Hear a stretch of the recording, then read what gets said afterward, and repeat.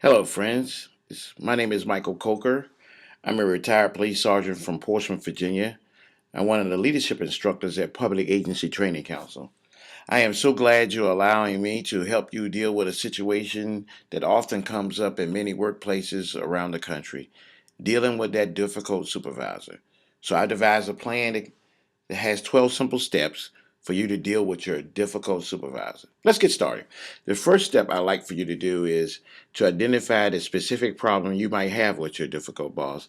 You got to narrow it down. It can't be very general. Narrow it down. They speak to you nasty. They don't help you find the real solutions. What's going on? They keep you in the dark. I don't know. You got to come up with what specific thing that you're having with your difficult boss. And in that, I think you might be able to help yourself find out how you can deal with this. Then the next step in step two is simply talks about reviewing the mission and vision statement. I think we all, in any work environment, whether it's in a police agency or even a private agency, you often have to look at the mission and vision statement. See, the mission and vision statement should answer two questions. What's important around here and where are we headed? If you don't know the answer to those two questions, that could add to your frustration that you have with your difficult boss. So let's get some clarity. Find out what's important around here or where are we headed.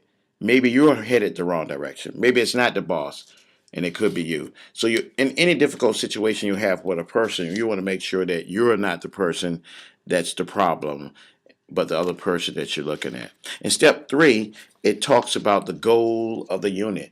You have to seek clarity here. I'm asking you to sit down and find out what is the goal of the unit. If it's been explained, then what is it? You want to make sure you get some clarity from your supervisor. Are they asking you to do one thing and you're doing another? Or maybe there is no goal for the unit. So being kept in the dark won't help you in any way. So find out what exactly is the goal of the unit. Is it to reduce crime? Is it to make the citizens more happy? Is it to do better things, helping customer service? I don't know. You're going to have to narrow that down. Find out what, in fact, is the goal of the unit. I can tell you this before I go to the next step. You're going to have some courage. It takes courage to talk to somebody about, hey, I'm I'm unsure about what I'm going to do. If you don't have any courage, none of these steps are going to help you. I want to be real frank with that. If you don't have courage, none of these steps are going to help you. So you're going to have to exercise some courage. Quite simply, your plan hasn't worked, obviously, because it's frustrating you. So let's look at our courage meter. It's going to take courage. What you're frustrated about, maybe the boss don't see. I think if you really start speaking up, maybe they'll give you a different view. So you're going to have some courage. On step four, it talks about expectations. Oftentimes in my classes, I always ask, how many people have expectations from your boss? You'll be amazed at the people that say that they don't have it in writing. Because if you didn't write it, it didn't happen. So go to your difficult boss. Can I get some written expectations? And some of you are probably saying, well, I don't want more work put on me. Well, you don't want to be in the dark either. If it's frustrating for you, let's get some clarity. Let's find out what the expectations are. Maybe they're looking for one thing and you're doing another thing. Not everybody is very comfortable with confronting people. So I think that dealing with expectations in writing helps to smooth over that confrontation that you don't want to have. And step five is confirm with a mentor. I can tell you, I would have never grown as a leader if I didn't have mentors surrounded by me to make sure that I was on the right path. Everybody should have a mentor. There's always mentors around. I'm hoping that you have one. One of my mentors is a good lawyer friend of mine in Virginia named Helen Holland. I don't know where I would be on some of the things I've gone through without her. Welton Beard, my good friend Jack Ryan, who's one of the best legal minds in this country. Encyclopedia, oh my goodness. He has helped me think of things that I would have never thought about. I love talking with him to get a different perspective. Jim Awesome, not just the director of Public Agency Training Council. He's one of my best and closest friends. This guy will help you through landmines. I just named a few people that has helped me. I know you got some people that's helping you. I mean, I always use it as a phrase, your slip is hanging. You always need somebody to let you know that your slip is hanging. Sometimes your mentor is that one person who will tell you the truth. Maybe you're not looking at it right. Maybe you're the one that's the problem and not your boss. So let's make sure we get clarity from our mentors. And you should all have them. And step 6 talks about the political climate. I mean, this is a new day. Everything sits around politics. In case you haven't figured it out right, the citizens have figured it out. The squeaky wheel gets the grease. So you could have people going before council and jumping up and down about things they need in their neighborhood. And then if that be the truth, the next thing you're going to be doing tomorrow is what they were talking about in council meeting last night. I strategically call these apes. An ape is an acute political emergency. Maybe your boss is the recipient of one of these apes that he got passed down from his boss. It's probably frustrating him, so he passed the frustration on to you. I don't know. Maybe it's not. Maybe it is. I don't know. You have to know that. You always have to evaluate the political climate, because if there's a new sheriff, if there's a new police chief, if there's a new boss, if there's a new person, things will change. So, and that could cause frustration. Make sure you evaluate that political climate and dealing with those acute political emergencies. In step 7, talks about having solutions. I do not like people with problems with no solution. When you do that, you effectively told people you are a professional whiner. Make sure you have a solution to the problem you may be having. See, in step 1, it asks you to narrow it down. So now that you narrowed it down, what's some solution that can help that? I don't know. Maybe a boss disrespects you publicly, which is against all basic principles in the first place. So if I was to come to my boss with that, I would say, boss, honestly, what destroys my self-esteem a lot at work is when you cut me down in front of people. Maybe they don't know that you're doing that. Maybe they don't know that they have made you mad or whatever. Talk about it. Sit down. One of the old principles of the yesteryear, we used to sit down and talk to people. So often now, we want to do it on Facebook or texting or sending an email. Let's get back to some of the basic principles. Don't you fall into that trap. Sit down with them and say, look, here is the problem that I'm having. Be specific about it, but make sure you got a specific solution also. And step 8, I think that you should always gain your supervisor's support.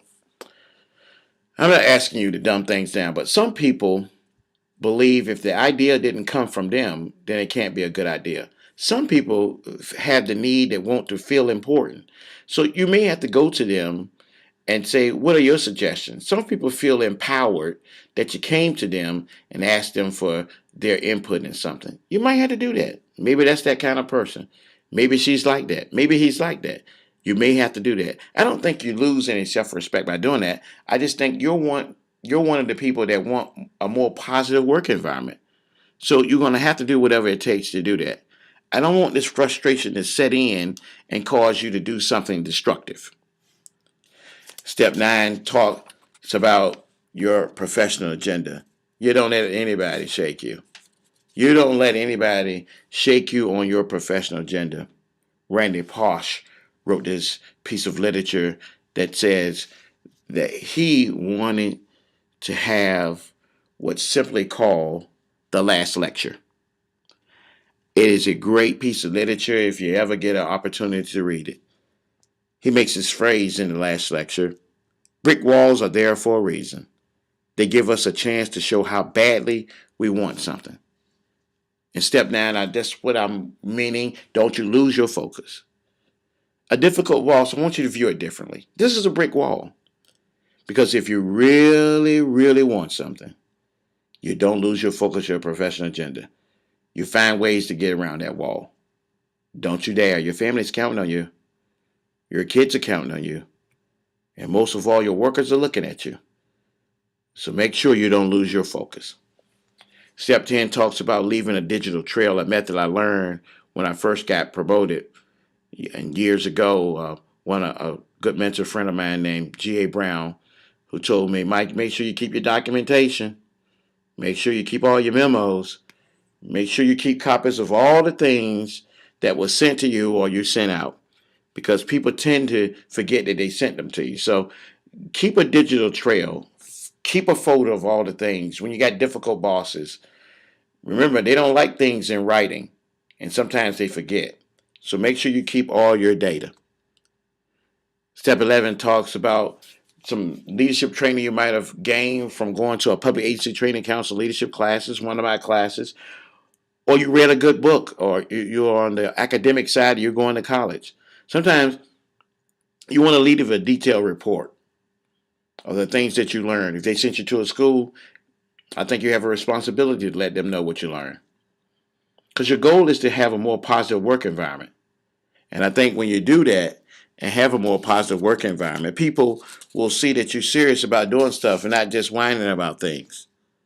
I think that we constantly have to look at two major issues: how we get along and how productive are we.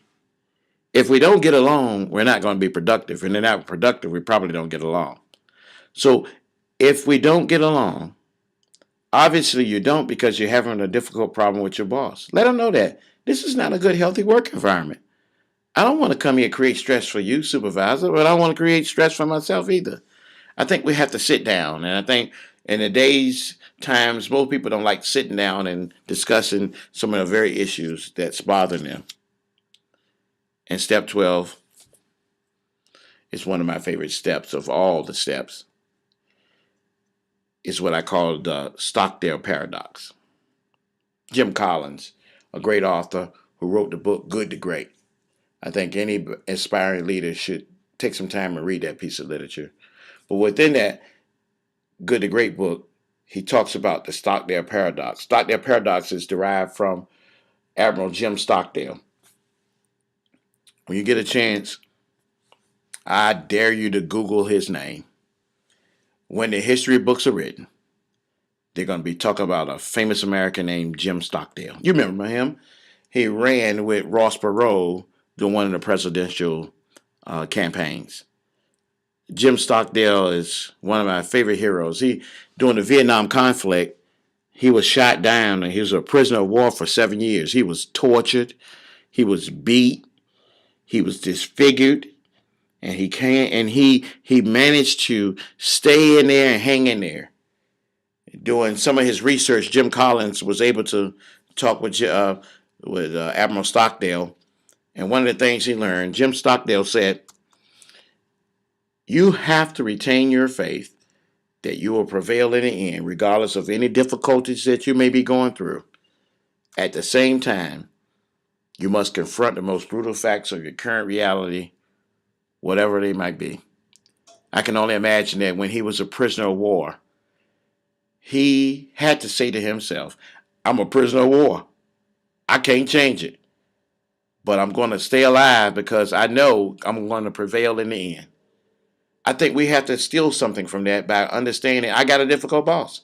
Okay, nothing's going to change that. There are a lot of worse things in the world. You have to stay focused. You have to stay energized.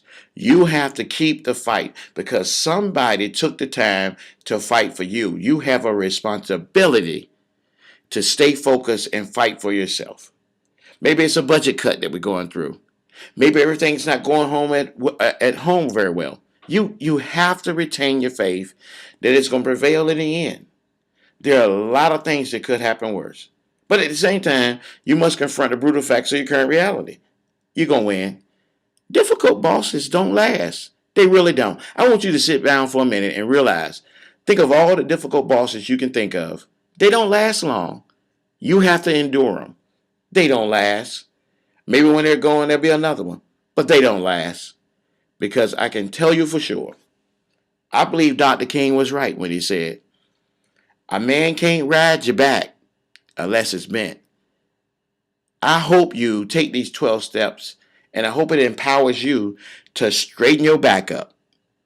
Because the minute you start invoking these 12 principles, people will begin to leave you alone and go somewhere else. It's going to take courage to do this. It's not going to be easy.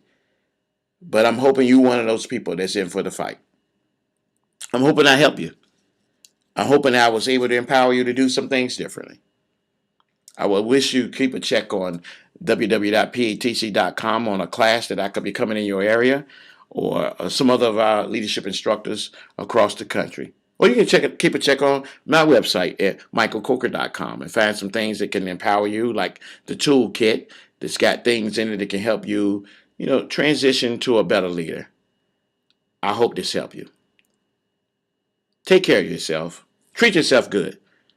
Go out and get you a massage. Go out and get your nails done. Go out and get you a nice food, a meal, exercise. Treat yourself good. I hope this helps. Don't ever forget it. Take care of yourself. And most of all, take care of your people. Thank you.